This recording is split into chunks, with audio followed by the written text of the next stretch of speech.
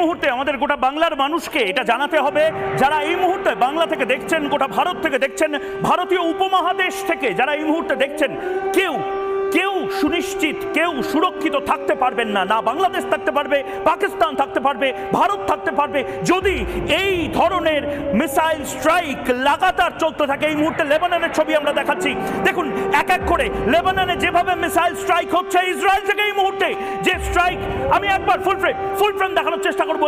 এই ছবি গোটা বাংলার দেখা উচিত, ভারতের দেখা উচিত। যা চলছে এই মুহূর্তে, তৃতীয় মহাযুদ্ধ বোধহয় লেগে গেল এই মুহূর্তে। লেবাননে এই মুহূর্তে যে ছবি আমরা আপনাদেরকে দেখাচ্ছি, ইসরায়েল ছেড়ে কথা বলবে না। লেবাননে ধ্বংস করে দেওয়ার একটা জায়গা তৈরি হচ্ছে, যেখানে সন্ত্রাসকে মোকাবিলা করতে একমাত্র দাওয়াই ধ্বংস করো। ইসরায়েল এই ধ্বংস করো, একেবারে ঘর মে ঘুসকে মারা যাকে বলা হয়, সেটা করছে। এইদিকে এবার আমরা দেখাবো কালী পুজোর আগেই তুবড়ির মতন ফাটছে মিসাইল। এটা ইসরায়েল। একদিকে লেবাননের ছবি দেখালাম, এবার ইসরায়েলের ছবি ফুল ফ্রেমে দেখবো। তুবড়ির মতন দেখুন, কালী পটকার মতন ফাটছে।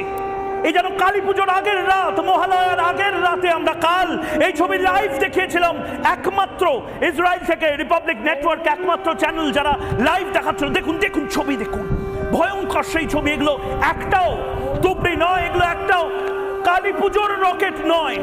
এই ছবি ভয়ঙ্কর ছবি। দেখুন এই ছবি, দুটো দেশ, তার দুটো মাথা, তাদের দুজন প্রধান একটা গোটা বিশ্বকে অনিশ্চিত করতে পারে, অনিশ্চয়তার দিকে নিয়ে যেতে পারে, সেই ছবি আমরা দেখাচ্ছি। দেখুন আয়রন ডোমটা কি সেটা বিস্তারিত ব্যাখ্যা করবে সমাদ্রিতা, কিন্তু তার আগে আগামী 40 সেকেন্ড যে ছবি আপনাকে দেখাচ্ছি, হারহিম হয়ে যেতে পারে।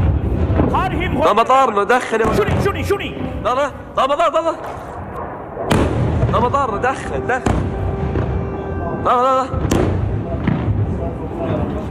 طال المطار ده ينعم تحرك 200 المطار. يا رب الله